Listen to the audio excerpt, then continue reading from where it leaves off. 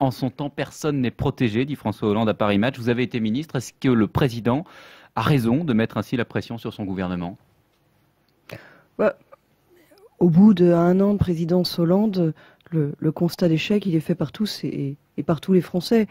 Donc il a raison de se poser des questions. Le problème, c'est que ce qui est mis en cause, c'est sa politique et les hommes qui la conduisent. Il y a quelques jours, il nous disait, je vais continuer la même politique avec les mêmes personnes. Là, il a l'air de nous dire, je vais continuer la même politique, mais peut-être pas avec les mêmes personnes. Personne ne pleurera sur ce gouvernement, mais franchement, plus large, plus resserré, différent, c'est pas vraiment le sujet. Le sujet, c'est qu'est-ce qu'on fait? Sa politique, on en parle justement la semaine dernière. La Commission européenne a donné 2 ans de plus à la France pour rééquilibrer ses comptes publics. C'est pas une victoire, ça, de François Hollande, une victoire de la ligne Hollande sur la ligne Merkel? Moi, je suis choquée que ce soit présenté ici ou là et par les membres du gouvernement comme une victoire. Ça s'appelle pas une victoire, ça s'appelle un sursis. Qu'est-ce que ça dit? Ça dit que la France est en grande difficulté, que la Commission européenne voit bien qu'on n'atteindra pas nos objectifs. Mais ça va pas faire du bien à la croissance? Tout le monde le sait et le gouvernement l'a avoué. Mais ça fera du bien si les 2 ans sont mis à profit pour faire des réformes. C'est ce que semble dire Pierre Moscovici. Et des réformes de structure. Et les réformes de structure, c'est pas un nouveau grand emprunt. Les investissements, ils peuvent être utiles. Mais le sujet aujourd'hui, c'est où est-ce qu'on fait des économies? Où est-ce qu'on coupe les dépenses? Comment on se réforme avant de savoir comment on dépense? Parce que quel argent on dépense? L'idée de vendre des participations de l'État pour financer ces investissements, on l'évoquait à l'instant avec Alain Duhamel, vous y êtes favorable?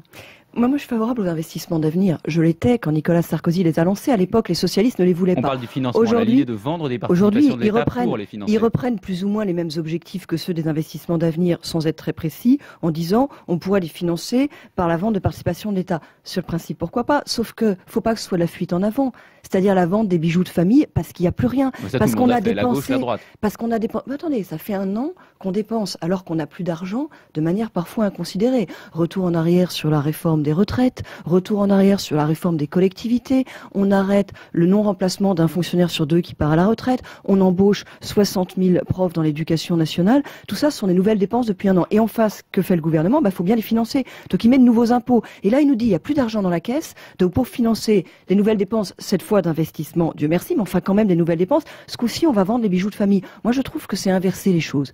Qu'à un moment, on vende des participations pour faire des investissements, une fois qu'on a fait les réformes, pourquoi pas? Mais l'urgence, ce sont les réformes. Et sur les réformes, François Hollande n'est pas clair. Sur les réformes, que répond-il à la Commission qui lui dit on vous donne un sursis, mais pendant 2 ans, il va falloir faire des réformes de structure. Il est revenu en arrière sur toutes les réformes de structure qui avaient été engagées.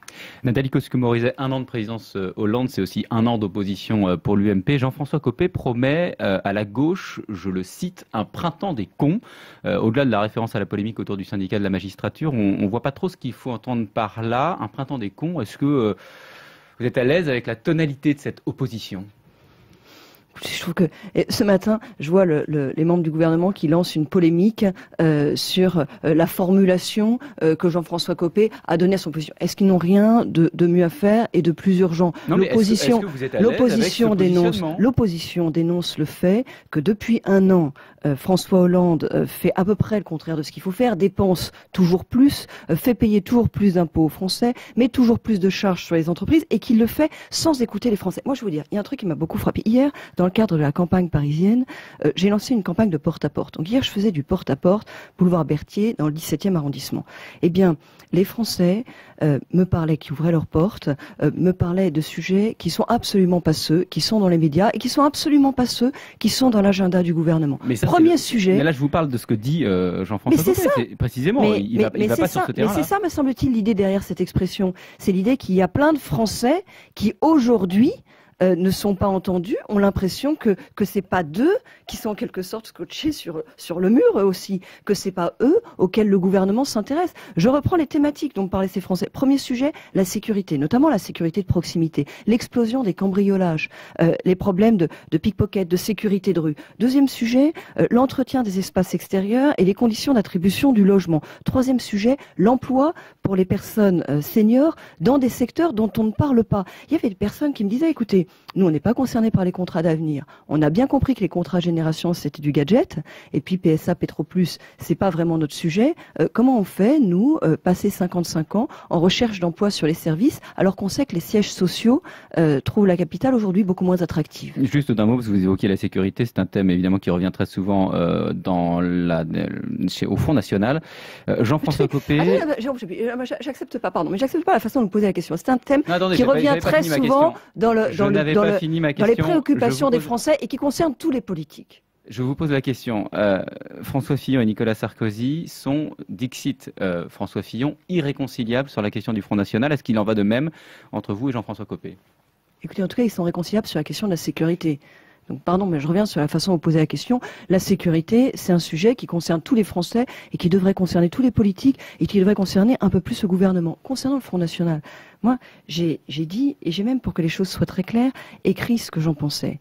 Je crois et vous n'êtes pas sur la même ligne que Jean-François Copé là-dessus, notamment sur l'attitude à avoir en cas de présence du PS et du FN au second tour des élections locales. Il y a un accord entre tous les responsables de ma famille politique, et c'est heureux parce que c'est finalement ce qui compte, c'est le plus important, c'est de dire qu'il n'y aura jamais, qu'il n'y aura pas d'alliance avec le Front National. Après, il y a parfois des dissensions sur la question de savoir ce qu'on fait dans certains cas très particuliers, dans certaines élections au deuxième tour, quand il y a un second tour PS-FN.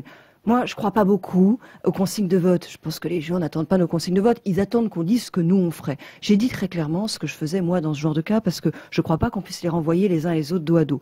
Mais le fait majeur, c'est que tout le monde soit d'accord pour dire pas d'alliance, jamais, avec le Front National. C'est ça qui compte. Vous parliez de la primaire à Paris, qui va se dérouler dans 3 semaines. Pour l'instant, il y a très peu d'inscrits. Est-ce qu'il est envisageable, Nathalie Kosciusko-Morizet, que l'UMP renonce à organiser cette primaire? Mais non. Moi, je le souhaite pas, je le crois pas, je pense que ce sera pas du tout une bonne idée. Elle joue bien sûr l'UMP dans cette histoire? Écoutez, l'UMP, je suis heureuse et fière qu'elle ait repris aujourd'hui le flambeau du choix démocratique par les électeurs du candidat. Elle le reprend tout doucement. C'était le Parti socialiste, il faut le reconnaître, qui avait engagé cette démarche au moment de la présidentielle. Moi, je crois que mon parti à l'époque a eu tort de critiquer. Simplement, eux, ils ont changé de braquet.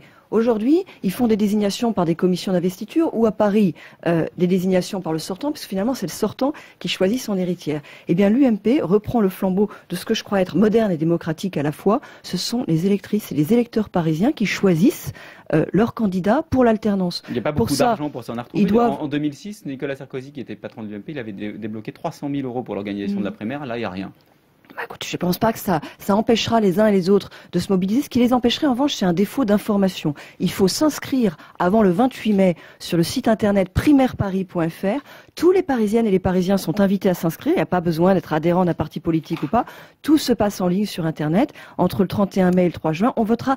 Et il faut voter. Il ne faut pas se laisser voler son choix par les autres, dans cette élection comme dans aucune. Nathalie Kosciusko-Morizet, qui tient à cette primaire parisienne, était l'invitée d'RTL ce matin. Merci à tous les deux. Juste une petite question. Vous avez un jardin, Nathalie Kosciusko-Morizet? Ouais. Parce qu'on a un sondage ce matin qui dit que 2 tiers des Français rêvent d'avoir un jardin. Et on va en moi, parler tout à l'heure. J'ai un jardin dans le département de la Manche, notamment. Et vous faites quoi? Vous faites du jardinage? Bah oui, enfin, c'est étonnant comme question. Je fais des arbres fruitiers, notamment. Restez écouter RTL parce que vous allez voir qu'il y a des gens qui font plein d'autres choses dans le jardin, qui profitent du jardin. Mais qu'est-ce qu'ils font dans leur jardin? Ils invitent leurs amis, par exemple. Enfin, un barbecue. Exactement, c'est aussi ça. Ça aussi, j'ai plein d'idées. Très bien, vous pouvez appeler le 3210 pour intervenir à tout à l'heure à 8h20 pour parler des jardins. Voilà, Nathalie Kosciusko-Morizet qui a la main verte. Exactement.